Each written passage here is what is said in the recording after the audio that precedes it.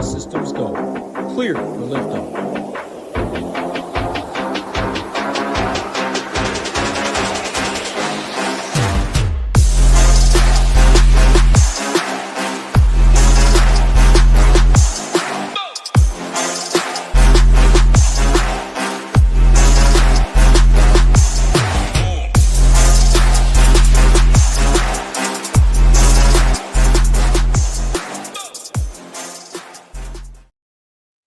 Good morning and welcome to this weekend's NASCAR Quick Hit here at SHIPIT Nation. I am Eric, also known as TheGame on Discord, and today we're going to be quickly discussing the Coca-Cola 600, which is taking place at the Charlotte Motor Speedway. As always, please go ahead and hit that like button and please subscribe if you haven't done so already. It really does go an incredible long way in helping us with the YouTube algorithm. Also, it is Memorial Day weekend, so make sure you give some thoughts to those this weekend, as well as it is the greatest day in the world to be a race fan. As I am recording this video, we are roughly 8 minutes away from the green flag dropping in Monaco for the Monaco Grand Prix for Formula One, as well as we have the Indianapolis 500 today, which NASCAR's own Kyle Larson is racing in. Then, of course, we have the Coca-Cola 600 this evening, as well as a $100,000 to win sprint car race in central Pennsylvania tonight. So if you are a race fan, today is the day. It is awesome. Tonight, green flag for the NASCAR race, I believe, drops around 6:15, with coverage being on Amazon Prime. Tonight kicks off the 5 or 6 week coverage of NASCAR on Amazon Prime, and everything's been great so far. So I expect no issues with coverage tonight. Since this is NASCAR's longest race, it is 600 miles long. That means there are plenty of Dominator points up for grabs. Roughly 280 of those said Dominator points are up for grabs, and we will, of course, want to target those. And I am suggesting at least 2 Dominators. Now, you'll have to go to ShipItNation.com and read the slate plan if you want my thoughts on each of the aforementioned Dominators, but I recommend at least 2 Dominators. Let's see here. Since this is Memorial Day weekend, I'm not going to make an incredibly long video and go through driver by driver, row by row. Instead, I'm just going to give you my general thoughts on the slate. And we're going to start with the Dominator options. And there are a decent amount this week. Start with the first 3 drivers on the board: Briscoe, Larson, and Byron. Obviously, Larson and Byron would be 1A and 1B in that situation. I'll let you decide who was 1A, who was 1B. But Briscoe was very surprising by putting his car on the pole. That was not expected, especially based off his practice times. But we have seen that clean air has been king in the next-gen era specifically. So we have to assume he will lead some of the race today, but how much? Who knows? But he's also pretty nicely priced. 8,400 on DraftKings. So for a potential Dominator at 8,400, I don't think he'll fall back much past the top 15 or finish. I expect him to finish top 15. So yeah, he's definitely in play today. Larson and Willie B. Flip a coin, play both, whatever. They're both awesome. I think Larson projects a little bit better than Willie B, but Willie B should be considered on that same playing field as Larson. The weather in Indianapolis is clear today. Last year, if you remember, the Indy 500 was rain delayed and got started late, which prevented Larson from starting the Coke 600. And in fact, Larson got no laps at all in last year's Coke 600, which then started the big, should he get a waiver for the playoffs? Should he not get a waiver? How dare he pick the Indy 500? Yada, yada, yada. This year, that shouldn't be a problem because weather is trending very nicely in Indianapolis, so they should be able to get the race in on time and as scheduled. If Larson would somehow, I don't want to say somehow like he doesn't have a chance, but he's starting a little bit deeper in the field this year. If Larson would somehow manage to win the Indianapolis 500, there really is still no concerns of him making it to Charlotte on time. They'll just do what they have to do as quickly as they have to do in Indy and then schlep him to Charlotte. Bob Hockris also tweeted this morning that Larson has been excused from driver intros and the driver meeting.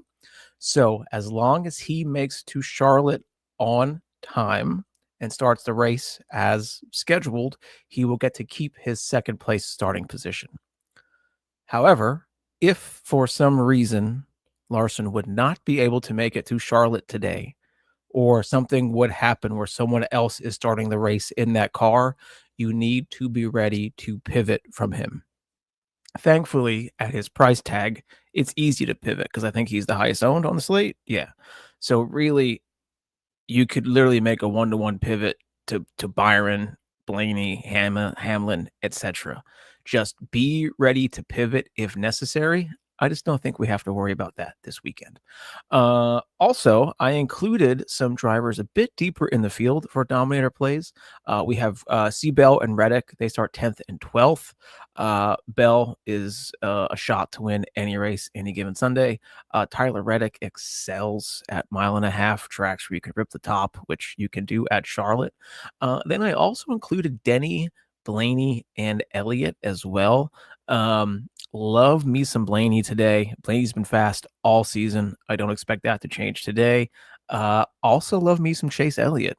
Cheap for being Hendrick and starting 22nd. Love that.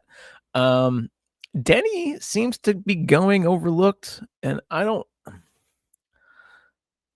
Compared to everybody other than Briscoe, right? Denny would be my least favorite Dominator play.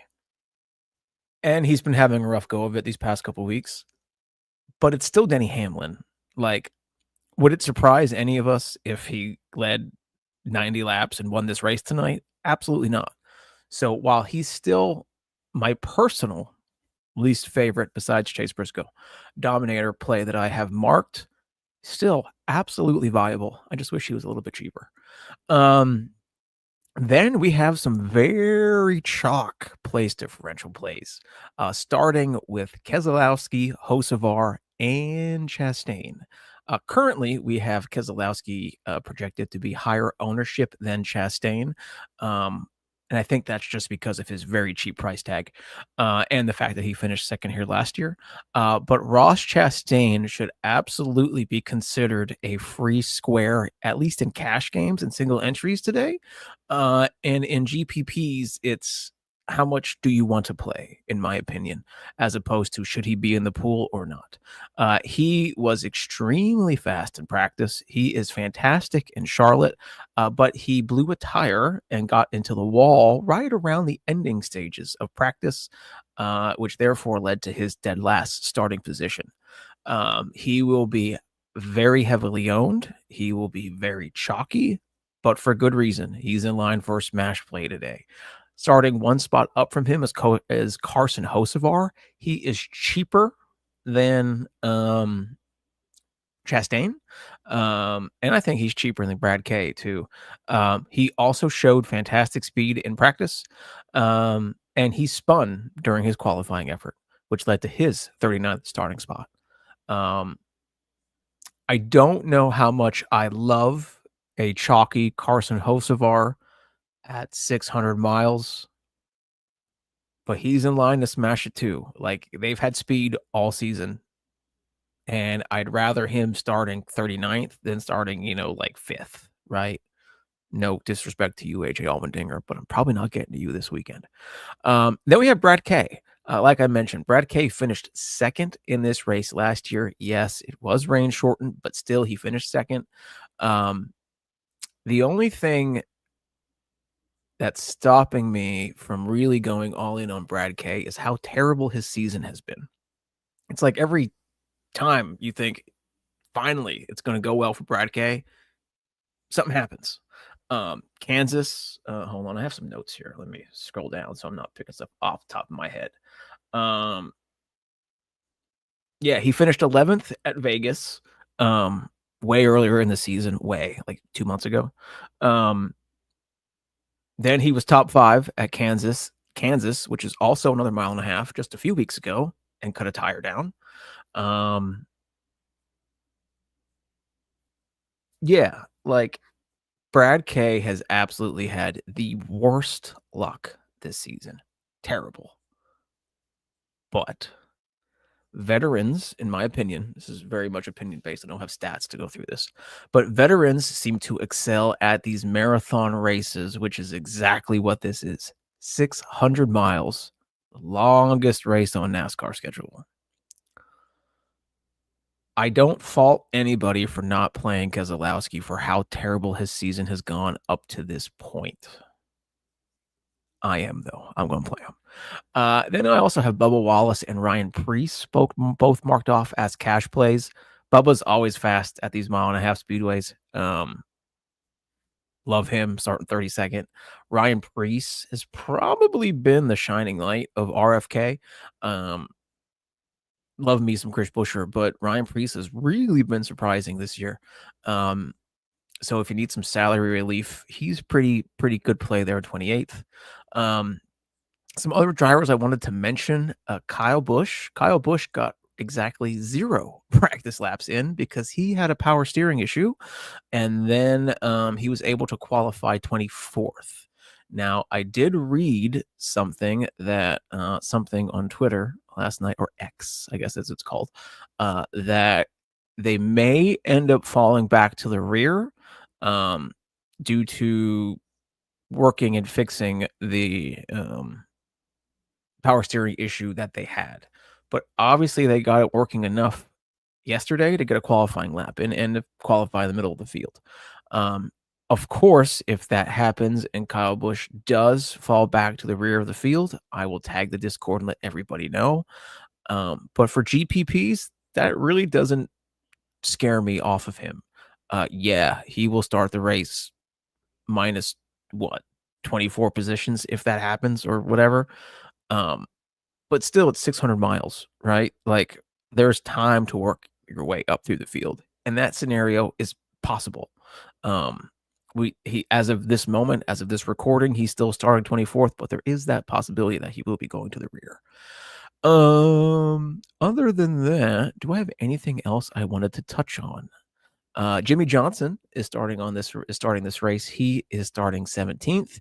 He is the GOAT of Charlotte Motor Speedway, except in the next gen cars.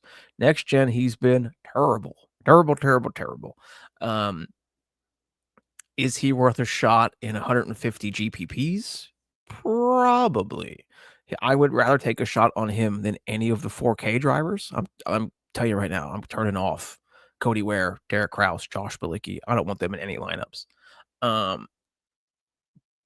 150 max GPPs, JJ starting 17th. It's hard to pass in these cars. Why not? Right? Why not? And let's see here. Is anybody else I wanted to touch base on? Connor Zilich is starting this race in the 33rd position today. I believe this is his second Cup start. I love Connor Zilich. The kid has all the talent in the world. Much like Jimmy Johnson, I don't mind taking a shot on him in 150 max GPP tournaments, not cash games, not 3 maxes, not SEs, etc., etc. He'll probably, if he completes all the laps, I would expect him just on talent alone to finish midway pack, but that remains to be seen. Other than that, that is officially all I got. So, as always, thank you for taking time to listen to this video. And before I wrap up, just a quick rest easy, James. This has been a very, very hard week in the SHIPIT Nation DFS world. We lost one of our leaders, and it sucks. It sucks. It sucks. It sucks. But he's looking down on all of us slapdicks, and yeah, James, the world misses you. But thank you for blessing us with all of your knowledge for all these years. All right, now, hey, I'm officially going to wrap up now. Good luck in your slates. Keep an eye on any drivers going to the rear. I will be keeping an eye and tagging the channel as always, but it's always best to also do your own due diligence as far as that goes. And as always, let's ship it. Where's the closing? Hey, let's ship it.